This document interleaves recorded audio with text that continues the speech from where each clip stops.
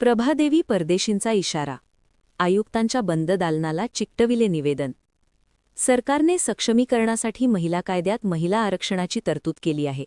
स्थानिक स्वराज्य संस्थेत तर महिलांना 50% आरक्षण देण्यात आले आहे. या घडीला धुळे महापालिकेत महिलांचाच आवाज बुलंद असायला हवा. मात्र या महिला लोकप्रतिनिधींऐवजी त्यांचे पती, मुलं, वडील हेच कारभारी बनल्याचे विदारक चित्र आहे.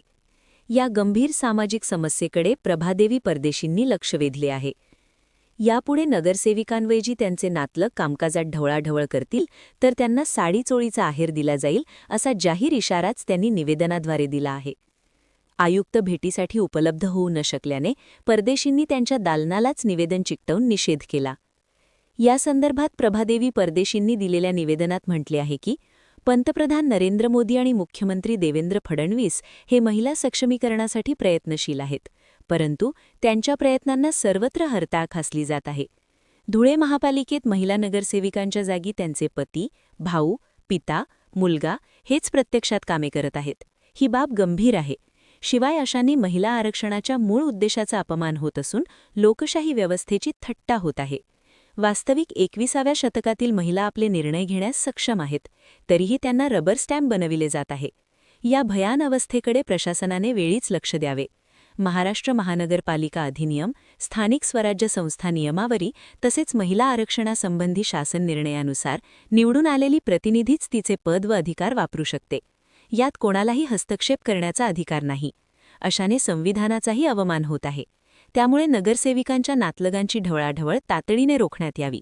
जर हा प्रकार थांबला नाही तर संबंधितांना साडीचोळीचा आहेर देऊन निषेध करण्यात येईल, असेही प्रभादेवी परदेशींनी म्हटले आहे. दरम्यान आयुक्त नितीन कापडनीस यांची भेट होऊ न शकल्याने त्यांच्या दालनाबाहेरच प्रभादेवी परदेशींनी निवेदन चिकटविले. निवेदनावर प्रभादेवी परदेशींसह जयेश फुलपगारे, सूरज भावसार, ज्योती चौधरी, अनिल चौधरी, शुभम रणधीर, संदीप चौधरी, अरुणा मोरे, संगीता जोशी, योगेश घरटे, सुनीता वाघ, डॉक्टर जयश्री वानखेडे, मयूर सोनार महिला मंडळाच्या वतीने आज आम्ही धुळे शहराचे आदरणीय आयुक्त साहेब यांना निवेदन द्यायला आलो होतो की आमचा विषय असा होता की देशाचे लाडके पंतप्रधान आदरणीय नरेंद्रजी मोदी व महाराष्ट्राचे लाडके मुख्यमंत्री आदरणीय देवेंद्रजी यांनी असे आदेश पारित केले होते आणि 50% आम्हाला आरक्षण दिलेलं आहे. त्या 50% मध्ये त्यांनी सांगितलेलं आहे की महिला या सक्षम झाल्या पाहिजे.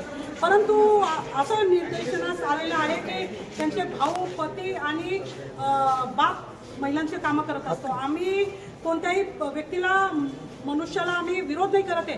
तो आमचा बाप, भाऊ आणि पती जो असेल तो महिलांचा आणि कुटुंबाचा पाठीचा कणा आहे, त्याचं आम्ही स्वागत करतो. परंतु महाराष्ट्र शासनाने जे आदेश दिलेले आहे की महिला सक्षम व्हायला पाहिजे, परंतु यांनी महिलांना असक्षम करण्याचा प्रयत्न केलेला आहे आणि त्यांना भावल्या बनवून ते जर बसवत असतील आणि आपल्या स्थानिक स्वराज्य संस्थेमध्ये असं कायद्यामध्ये तरतूद केलेली आहे की महिलांचे अधिकार कोणी हिरवत असेल तर त्यांना कायदेशीर त्यांचे पद ते संबंधित व्यक्तींमुळे गमवावे लागणार आहे.